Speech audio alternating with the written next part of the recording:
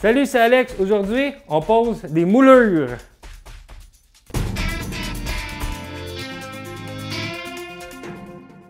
Avant d'installer nos moulures, il va falloir qu'on souffle notre cadrage de porte. Parce que la porte, quand je l'ai achetée, elle ne venait pas avec un soufflage intérieur. Donc, moi, j'ai décidé de le faire en pain. Donc, je vais commencer par prendre la mesure de chaque côté. 82 pouces. Et ensuite, je vais couper le morceau sur le banc ici pour qu'il y ait 2 pouces en haut et 2 pouces et quart en bas. Ensuite, une fois qu'on va avoir soufflé la porte, on va pouvoir mettre nos moulures.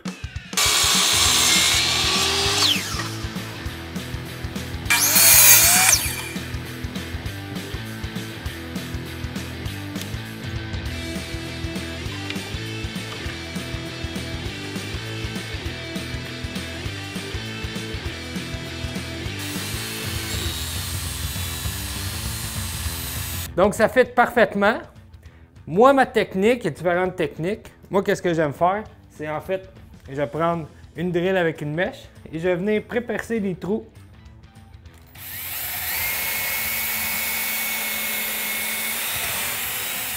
Comme ça. Environ peut-être aux 12 pouces, 16 pouces maximum. Une fois qu'on a fait le trou, on prend des vis et on vient visser notre cadrage, notre soufflage dans notre cadrage un peu partout. Comme ça, ça va bien rester en place.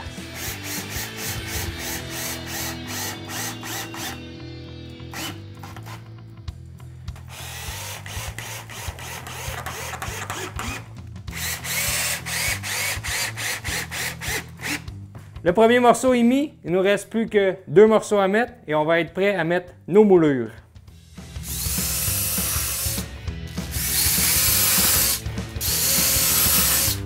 Pour savoir si on est à 90 degrés ici, on peut prendre un équerre comme ça et on vient vérifier. Vous voyez, je suis très bien d'équerre. C'est parce que c'est moi qui l'ai posé. Si on n'était pas d'équerre, ceci s'appelle une fausse équerre. Donc, on peut prendre notre angle et aller le chercher comme ça. Donc, on met un côté comme ça, on met le deuxième côté pour qu'on ait l'angle exactement comme il faut. On visse.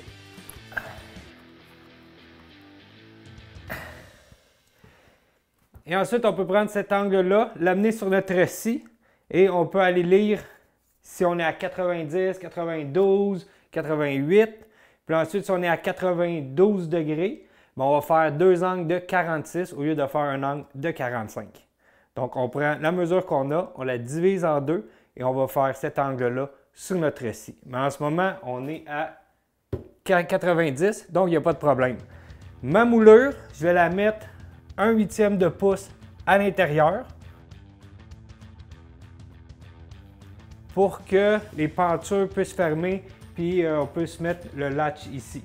Comme on a soufflé la porte, ça ne change pas grand-chose. On pourrait le finir flush. Mais si on n'a pas de soufflage, il faut mettre 1/8 de pouce de chaque côté, en haut et sur les deux côtés. Donc, il me reste juste à aller chercher mon tape à mesurer, prendre ma mesure et couper à 45 degrés. J'ai fait ma marque ici. C'est mon angle intérieur. Et il faut quand même se rappeler que comme on le fait à 1/8 de pouce à l'intérieur, il faut couper 1/8 de pouce plus haut que notre soufflage ici. Donc, une fois que je suis sûr que tout est beau, je prends mon gun à clous et je vais mettre des clous. Je mets des clous environ 8 à 10 pouces.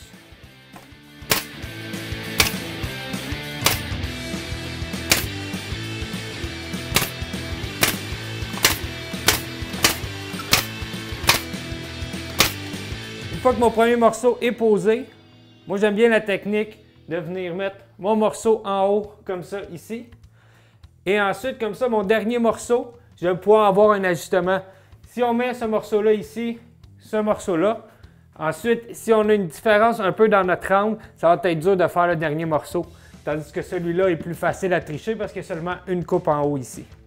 Donc, je vais prendre mon tape à mesurer et je vais calculer la distance entre chaque côté.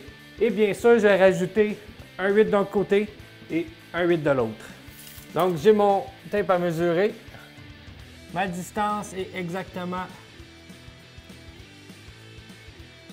34 pouces et demi. Comme il faut que ma moulure soit 1/8 de pouce en dehors de ce côté-là et 1/8 de pouce en dehors de ce côté-là, je vais faire 34 pouces et demi plus un 8 plus un 8, donc un quart. Donc, ça va faire, Fanny, 34 pouces et 3 quarts. On double vérifie. Parfait.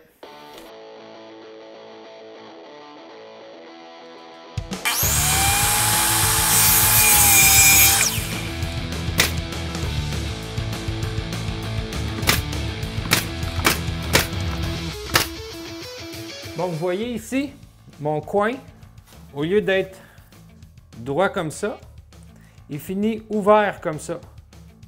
Donc, le truc, comme vous voyez ici, j'ai un espace. Le truc pour aller récupérer cet espace-là, c'est avec des cales. On peut venir mettre des cales de chaque côté.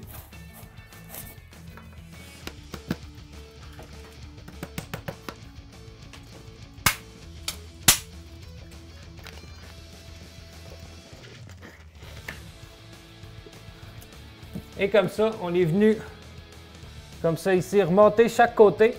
Comme ça ici, on est plus fermé. Ensuite, on peut prendre notre X-Acto et venir couper la cale, comme ça.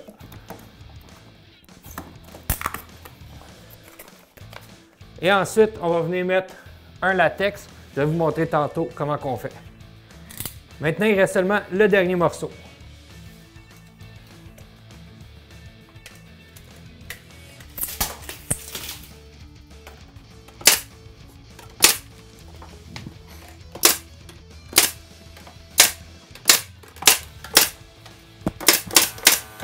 C'est vraiment plate parce que ma nouvelle porte est un peu plus grande que mon ancienne.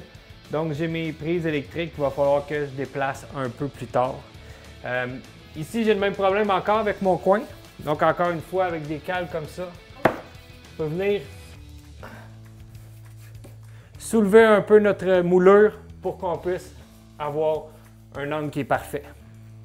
Maintenant, on va faire le latex. On va mettre un latex entre la moulure et le mur. Et on va venir aussi mettre un latex pour remplir le gap qu'on a entre nos deux moulures.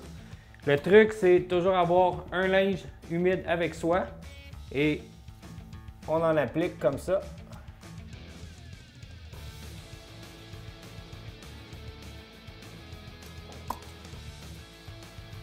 Avec notre doigt, on vient le lisser. Et ensuite, on s'essuie.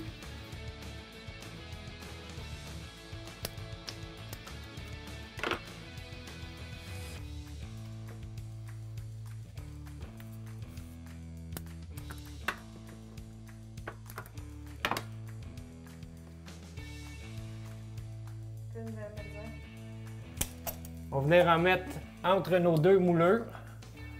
Et c'est important de retirer l'excédent. Maintenant, pour nos trous de clous, le truc, c'est que je prends du plâtre. En ce moment, j'ai du dry deck, ça va faire l'affaire. Il est rose en plus. Donc, j'en prends un peu et je viens remplir le trou. L'important, c'est qu'il faut que ça déborde un peu.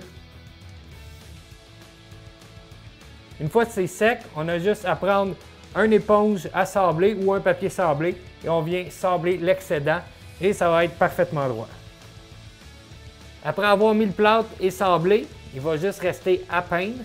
Important, on mesure 2 fois, on coupe 1 fois. Sur ce, bonne réno!